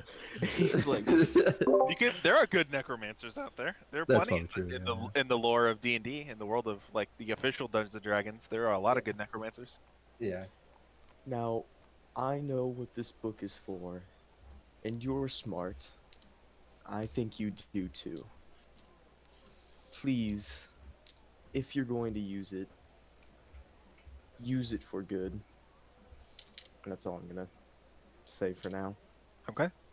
Fox That's all squawks. say. Squawk. Do you like nod or? Mm-hmm. He nods. That's it. I'm gonna give him a little pat on the shoulder, not a full hug, just a little pat. Okay. Uh-huh. Very cute. Spencer, Yeah. Poro, as you're getting ready to make your way one morning during this time, you're getting ready to go to a different part of town in the morning. You wake up and kind of get your affairs in order and get ready to move to a different part of town, and you realize that you hear as you open the door. There's a conversation that's happening downstairs, and nobody has came into this hotel outside of a few drunk patrons and some young lovers that have just sat in the corner and made out. You know, there's not really a whole lot of traffic that this area gets, especially this early in the morning. So you creak open the door and you hear a conversation, a murmured conversation happening downstairs. Can I try to listen in? Sure. Go ahead and roll a perception check. Oh God, I only have +1. 17. 17. Okay. You are able to kind of peek out, and the hotel portion of this bar is on the second level. So you're able to kind of creak open the door and like lean over the banister to kind of see down without exposing yourself too much. And you see 2 members of the Opal Assembly, and they are interviewing the half-orc bartender / owner of this establishment, who is busy just wiping down some glasses with a cloth and just kind of rinsing them off and cleaning them. And you hear halfway through the conversation, you hear, "Has been seen all over the parts of these town, and we're just trying to track and figure out where the hell he is. He's a wanted criminal, and we don't really understand where he is or where he's residing, but we know this is kind of a shitty part of town, no offense." And the half-orc goes, "Not taking that, honestly." And he goes, "Yeah, well, understandably, we need to find this criminal. He's done terrible things, and he's like, have you seen him?" And he pulls open a scroll. Roll me a perception check. Yes, sir. Oh, that's a 18 +1. You see, painted very crudely in just black ink, filled in with little splotches of red, is a pretty accurate visage of you, of Tiefling? Poro, of you specifically. Or human, my disguise. Tiefling. Okay. Tiefling you. Yep. And the half orc kind of like, kind of massages his jaw and goes, I don't think I've really seen anybody that looks like that. I would recognize a tiefling. These parts, tieflings are normally they spend time at the brothel. If you guys have been down there, I'm sure you have. And the guy kind of like wipes his friendly expression. The one guard kind of wipes his friendly expression and kind of leans in and goes, "Are you sure you haven't seen anybody like this?" And the half orc goes, "Ugh, I'm pretty sure I haven't seen anybody like that. But if I do, is there a reward or anything? Do I get paid if I turn him in or something? I mean, I could, And the guy kind of shakes his head and goes, "No, there's no reward. Just understand this is by order of the treasurer, by Clancy himself. He wants to see this person brought in. So if you see him, come to the Shimmer and make sure you turn this guy in, and we'll make sure you're compensated." And the half-orc goes, "Oh, yeah, I will make sure. I need the money, so I'll do it." And before he can even like finish his sentence, the guard kind of pivot, turn around, and walk out. Oh. Well, I'm gonna slightly change my disguise from to look a little less like Poro. Okay. All right. So I'll say that was about halfway through your time, and then the following half you've edited your disguise a little. Cool. All right. So we'll do a little bit of a time jump. Oh, go ahead. Can I do something real quick? It's not like I just want to set a order for a never-ending flask of alcohol for Euronymous, or from sure. Euronymous. Absolutely. Yeah. You take one evening, you pen that. Yeah. And yeah, you send that to him. Does anybody else have any magical items they would like to order from Euronymous? He can't tell us like how much it would roughly cost, can he? No, you would discover that when you return. He might Okay. be able to give you like a rough price estimate, but it would depend on how rare the materials are to acquire. Okay. Gosh, nothing I can think of right now. Okay. I don't have any money. Can I order a tarp? You Or can I could look for order. a tarp in the city? Yeah, you could look for a tarp in the city. Yeah, Ronimus doesn't really do just common shit items. He's a magical kind of vendor. What do you need Yeah, a you could tarp find for? you could find a tarp. I don't know. Body sized maybe for a dwarf. Gnome It'll size. it'll run you about a gold for a tarp. All right. Pretty expensive tarp. Yeah, it's a pretty nice one. You know, I found out working at Rural King tarps can be pretty expensive. Yeah, they are. They can be very. Like $70 for a pretty nice one. Okay, cool. So we'll do a little time jump because we're running short on time. It is now the day before the festival on this harvest's end and the autumn equinox. The city itself seems to be animated, with individuals setting up stalls, booths, games, and more in anticipation for tomorrow's events. You glance as there doesn't seem to be a frown in sight, as those who don't have a booth set up are content with helping others with theirs, craft and hanging decorations, and making sure everyone feels welcome. Y'all are in basically the Triberia of Texas right now, or the Texas of Triberia right now, excuse me, where everyone is incredibly hospitable, and those you've seen strike up arguments with one another not a day before are lifting crates full of pale death expectantly for the competitions ahead of you. This, being the largest tourist event of the year for the city, has actually seen a large portion of the Opal Assembly on cleaning duty, left to pick up waste and help little old ladies lift heavy objects, which has left many to asperse them and question whether or not they're really there to defend the city or not. No matter, of course, as the air itself seems to be electrified. Most of the shops and public vendors will be closed for the first few days, per their choice, and there is a mandatory trade halt on all goods coming in and out of the city for 48 hours, including all airships. The energy has been brought together with an alacrity which you have seldom seen anywhere else in your lives. It is the day before the festival. Is there anything you guys would like to do? The day before? Day before. Um, I'm probably just, I don't know. What could we do? Get drunk. Pre-game? Pre-game. Pre-game it. We could go check out some contests. Maybe watch Wrecker fight. Yes, yeah. I want that. Yeah, hey, Wrecker, you want to join a fight? Smash somebody's head in? Oh, that sounds like fun, Poro. Oh, yeah. You bet. You guys would know that the fighting events would take place the day the festival begins. Yeah, let's do that They're tomorrow. on hold until the day. Yeah. That's When good. do they happen? Yeah, what, is there a time that they start? Yeah, there actually is. So the schedule would be it's an open bracket in the morning. So around 10, 11 a.m. in the morning is when signups are. This is open to everyone that comes to the festival, so it's not just members of the Hearth community where it's normally reserved for. This is open to nearly every individual that could ever make their way to Hearth and sign up and pay the fee to come in. They can make their way up the ladder. And basically, you make your way, you compete in every competition, almost every hour on the hour, until you get to the championship. If you can make it all the way up there, where the champion is kind of waiting for you to compete against him. So So it's not a group fight? it's not a group fight. No, Oh. no. There are doubles tournaments later on in the week, but this is like the main event on the first day. There's actually a group tournament later on. You have seen advertisements for roaming around the city. There is a 5 versus 5 tournament that takes place.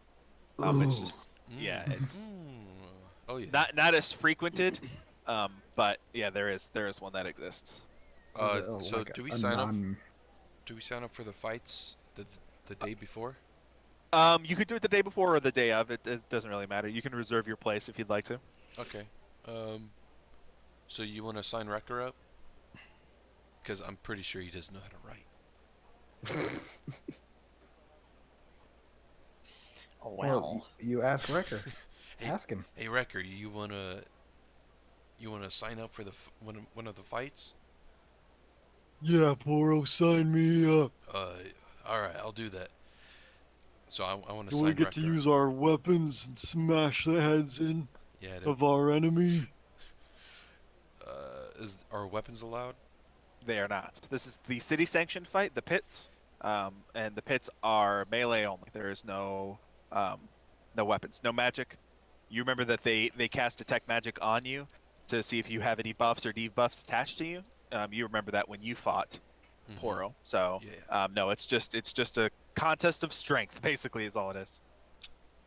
Yeah. There's no weapons, no magic. They didn't say anything about transformations, so you could probably turn into that werewolf of yours. Isn't My that what? magic? Well, Well, that's I don't debatable. know. I'm a werewolf? Uh, well, I mean, yes. What? When did it... Wha- How do I turn into a werewolf? Don't worry about that. All right. Let's just get you signed up, and let's get you in the fight tomorrow. All right. No weapons. Just my trusty fists. Yep. Just your fists. Wow. Trusty. Trusty fists. Yep. Yup, there you go. You got it there, Fisto. Yep. Hit Okay, your Fisto. Alright, Oh yeah. Just gotta fist your enemies to sign death. me up. Yep. All right. I'll do that. You approach the same group of gnomish individuals, all wearing pretty much identical clothing. All have small frame glasses on their noses, and you go through the same process of signing. Oh, sign here, sign here, sign here, sign here, sign here. Initial here, sign here, and then Wrecker just draws like a sun. He draws a flower.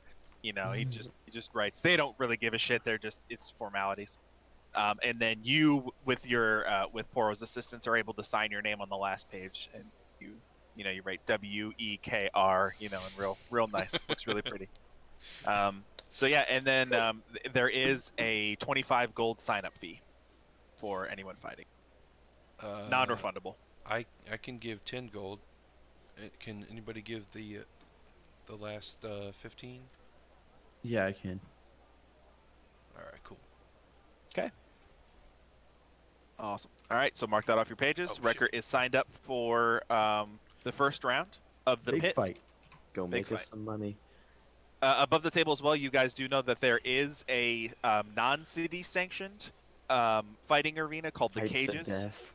Yeah, that Nasohend used to run. You're not sure if they're still. Nasohend didn't run it. There you go. Thank you. That's about what it looks like.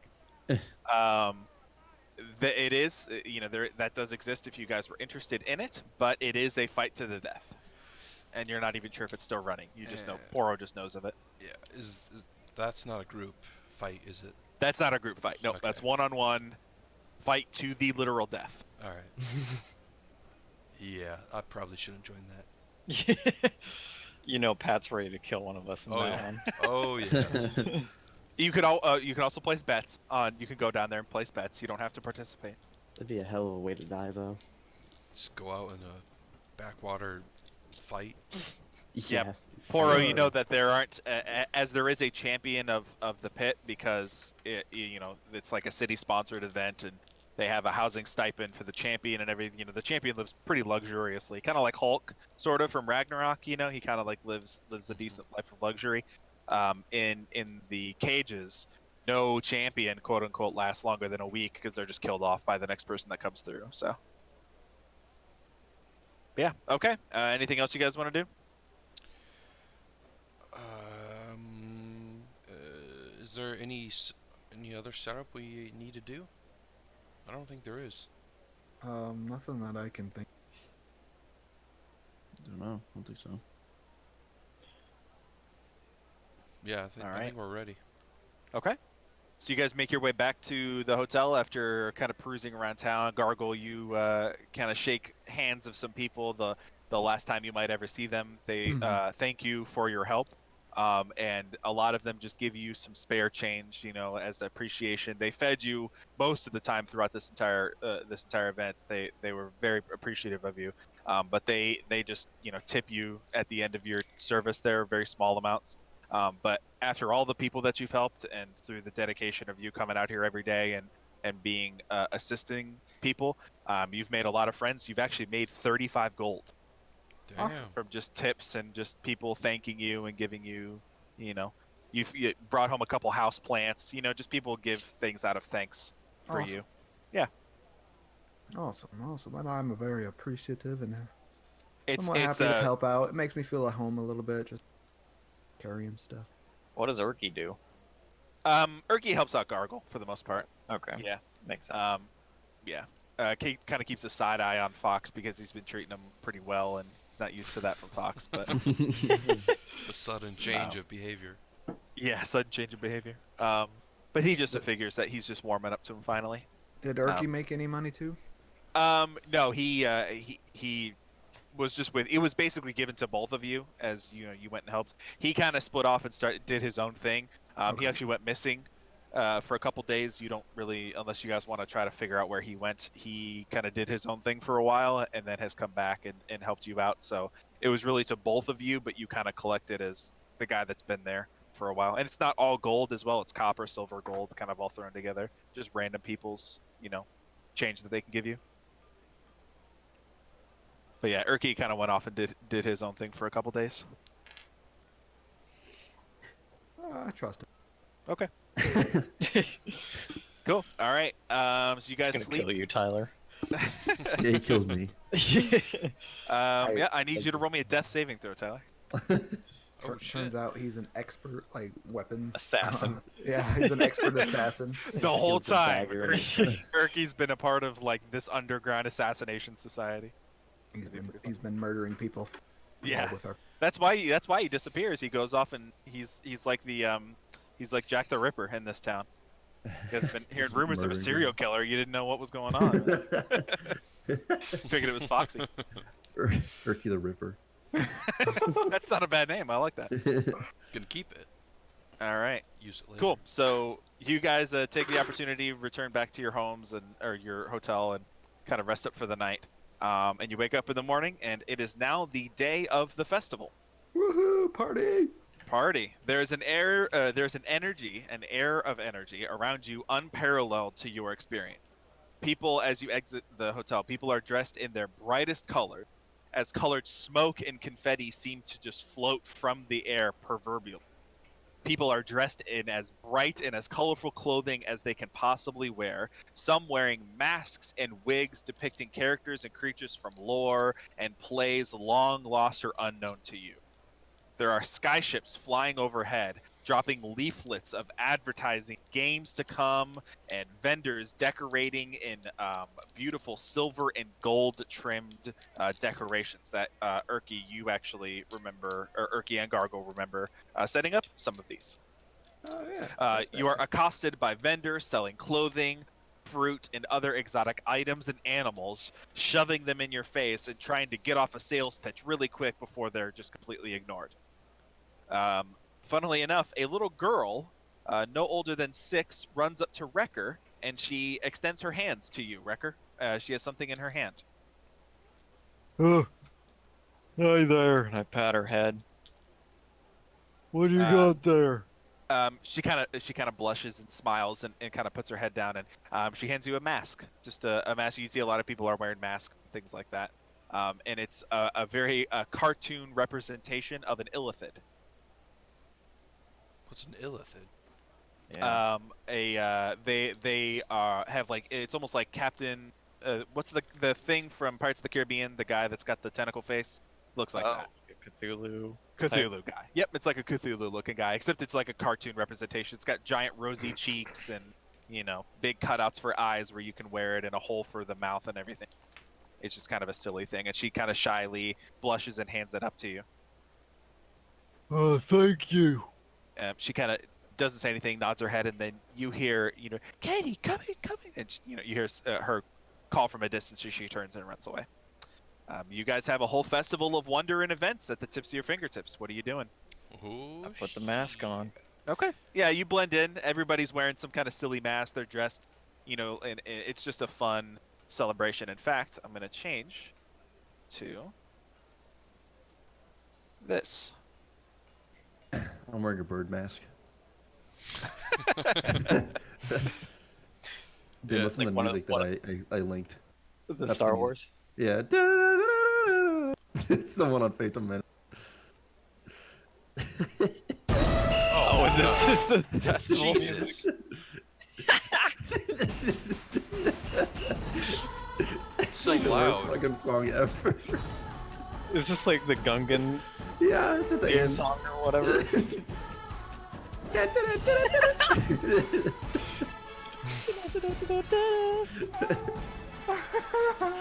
Yeah, I imagine this is the song that plays while the thing is going on. Oh This yeah, event. for sure. I kind of dance to it. Yeah. Can I Pick up- also Pick put up Fox and Yeah, well, I'm on your Around. shoulders. yeah, I wanna.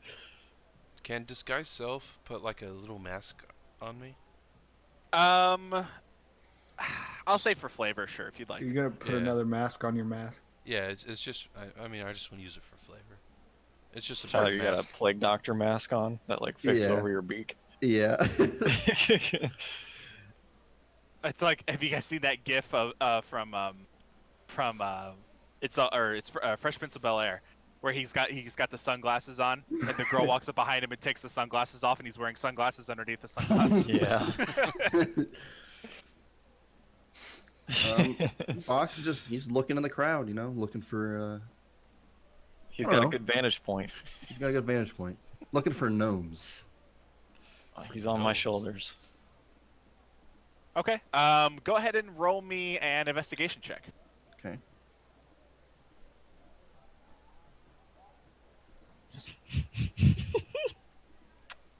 $17. 17. Yeah, you see, kind of in the business of the crowd, you guys have kind of separated, kind of investigating your own stalls and doing your various other things. Unless you want to stay as a group, it's up to you guys. But I figured you all are kind of making your way around and exploring the area. And yeah, Foxy, you see a gnome that you're familiar with, that you've definitely seen before, walking through the crowd. All right, Fox is gonna, kind of make his way over to the gnome. Okay. Are you trying to be stealthy at all, or? Just kind of blending in with the crowd. Sure. Roll me a stealth check with advantage.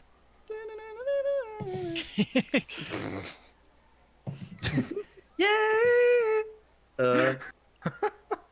23. 23. My God. Are you on Wrecker's shoulder still, or have you jumped off? I jumped off. Okay. So yeah, you're kind of making your way through the crowd, and it's pretty easy for you to blend in with a crowd this size. People are like shoulder to shoulder with each other. It's packed absolutely to every wall here. It has just got people. So you're able to make your way around and kind of stalk this gnomish individual. You see the gnome walk up to some various vendors and things like that, and conversate with some of the vendors, and he grabs some kind of fruit that you don't recognize and tosses the vendor a silver coin, and turns around and walks away and takes a bite out of the fruit. Continues in the crowd. Go ahead and roll me a survival check to keep up with the gnome through the crowd, because you both are very short and it's hard for you to see through the crowd. Okay. 10. 10? Okay. It's hard, really, really hard for you to keep up to him. You actually bump into a couple gnomes that you thought were this individual that you're following, but end up not being that person. You kind of lose him in the crowd. You're not really able to reacquire him. If there's a way that you're able to like get maybe some advantage, a high point, and see if you can maybe reacquire him. But as of this point, you've lost him. Okay. Can I see Wrecker anywhere? Yes, you definitely see Wrecker. All right, I'm gonna Wrecker go sticks climb out up like- on Wrecker's shoulders. Okay. You climb up on his shoulders. Roll me a perception check. This is a pretty thick crowd, so 12. 12. You catch just the faintest glimpse of what you think is the gnome. You're not sure. There are a lot of people that are dressed in some pretty brilliant colors. They all have masks on. This gnome that you're chasing doesn't have a mask, but you do see what you think may be. You're not sure. You didn't get a good look at it, but you try to follow if you'd like to. Hey, Yeah. Fox, are you looking for someone? He just jumps down and kind of moves his way through the crowd towards the gnome. Okay, roll me another survival check then. 13. 13. Okay. You're able to make your way through the crowds. You catch up with the gnome, but the gnome is actually is a good like 40 feet ahead of you. You've kind of hit this clearing, and you see the gnomish individual talking with another gnome, and they're just kind of leaning against a table, just conversating, drinking, eating the piece of fruit that's now almost gone at this point. Okay. And they're just sipping and conversating. Does he ever put the piece of fruit down? Yeah, he sets it on the table a couple times, just conversating. Can I wait for a moment where he puts it down and try to stealthily drop some of that poison onto it? Yeah, absolutely. Go ahead and roll a stealth check. All right.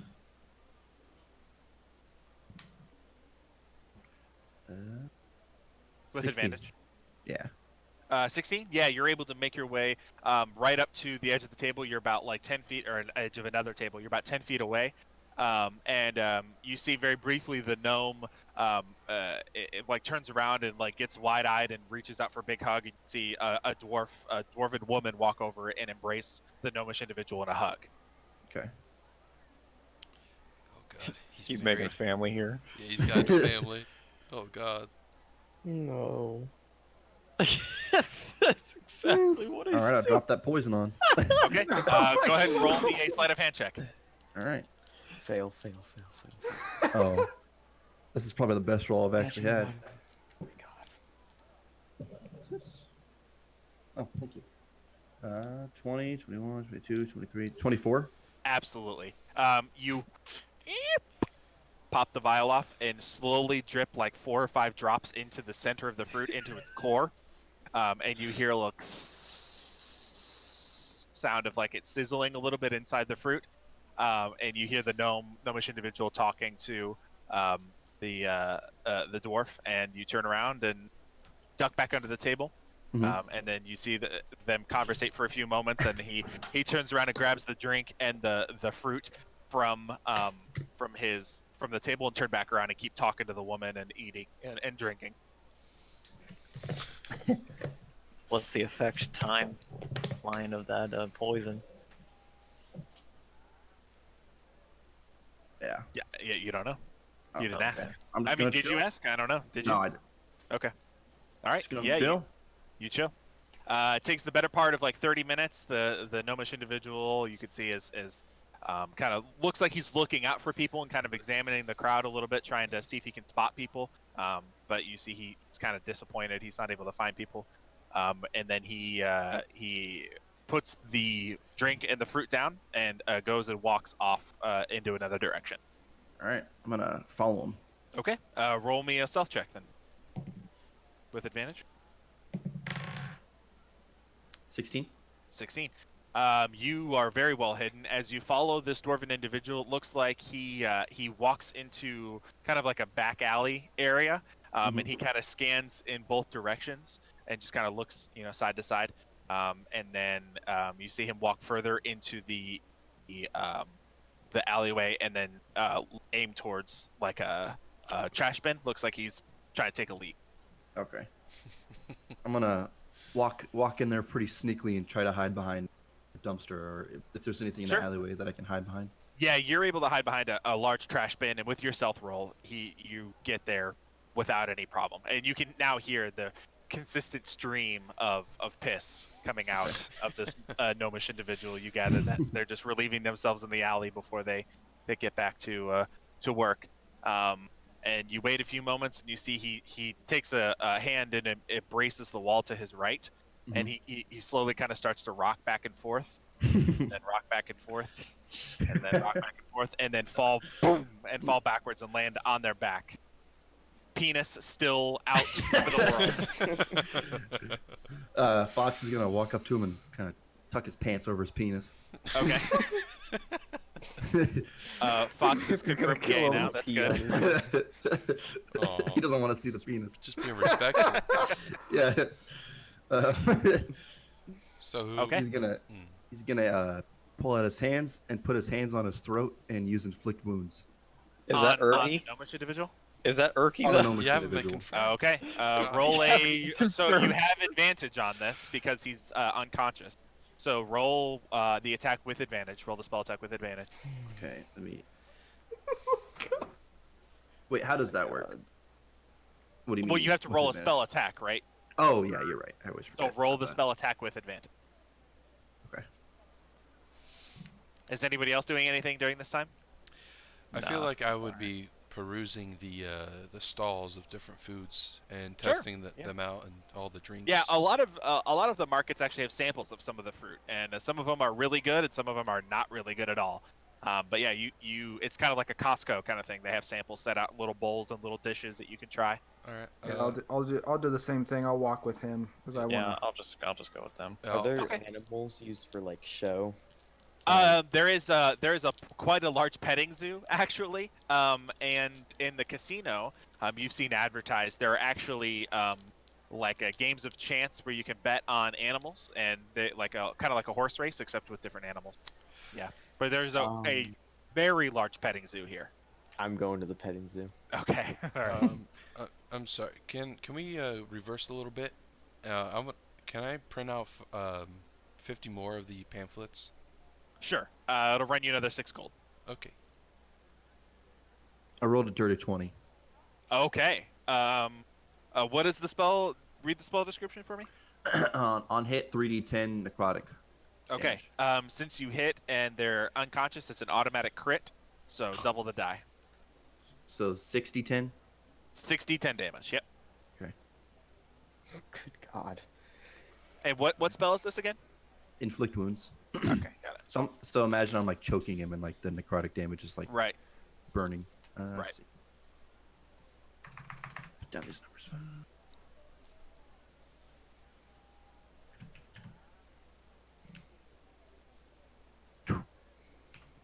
You can also cast it at a higher level if you'd like to. I can't. Since it's level 2. I don't have level 3 yet, unfortunately. Oh, okay. It says first level necromancy on my page here. But Oh, is maybe it? I'm wrong. Yeah, that's what I'm seeing. I'm Oh, seeing shit. first level necromancy. Yeah, I'll cast it as level 2 then. Okay, so for every level above the second level or higher, the damage increases by 1d10. So it would be 70. 4d10. No, it would be 4d10. But since it's an automatic crit, you double the die, so it would be 8d10 total. Oh, okay. Because normally it's 3d10, and you're adding a second level, which makes it 4d10, and then it's an automatic crit, so you double the die. So 4 times 2 is 8. 8d10. Is that really necessary at this point? I don't know. I think you gotta. Pull right. up the handy dandy calculator. I'm gonna head out, guys. Let me know You what gotta, you gotta wait until the damage, man. let me know what happened. All right. Well, yeah, just wait just a few seconds, a few moments, Ben. All right. All right. 38 necrotic damage. 38 necrotic damage. You watch as this gnomish individual that you found, that you recognize very clearly, you wrap your cold hands around their neck. And as you let the dark necrotic damage seep into their body, you see their skin start to just their moisture in their skin starts to evaporate. And what replaces it is smoke just billows out of their orifices, out of their penis. Obviously, he's tucked it back in, but out of their mouth, out of their ears, out of their nose. Just black smoke pours out of their orifices as you wrap your hands around their neck. You can feel almost the life slip away in your hands as you remove your hands from their throats. They are thoroughly killed, thoroughly dead. They are gone. Oh my. This gnomish individual is completely devoid of life, and as you raise your hands above, I'm assuming you pull out the notebook. Mhm. All right, pull out the notebook and you write the description of the individual and the location of where it is. You close the book, you turn around and walk out of the alley, and that is where we end our session. And I put that Tarbo room too. Sure. Who was it? Excellent. Who was All right, it, guys. man? I'm gonna jump out, so I'll talk to you later. All right. Okay. See ya. See you, bud. Who the fuck was it? I thought Urki was a dwarf. He's a gnome. Urky's a gnome, but Urky's family's not. So I don't know. You didn't just Unless kill a I- random gnome, did you? No, it was somebody you knew. I don't know. It could be Urky, I You'll guess. have to know. You'll have I to guess we'll- wait and see, I guess. Maybe that's I where mean, Urky it's- disappeared to. Is he went and got family. It's probably Erky, but I'm still holding on to the hope that it wasn't Erky. Because I still want to pretend that he's going to get home safe.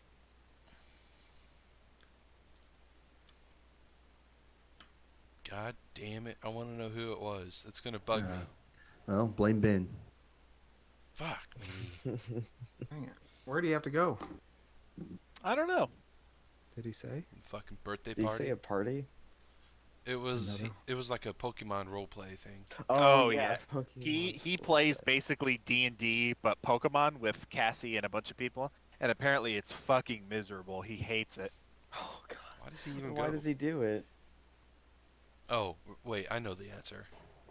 Cooked. I actually know that. Because he's a fucking beta. That's why.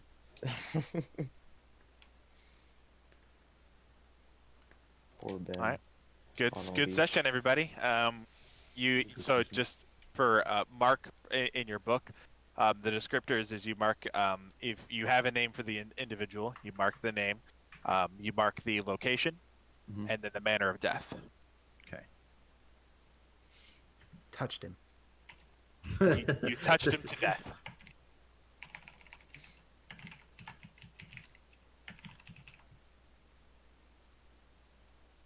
Cool.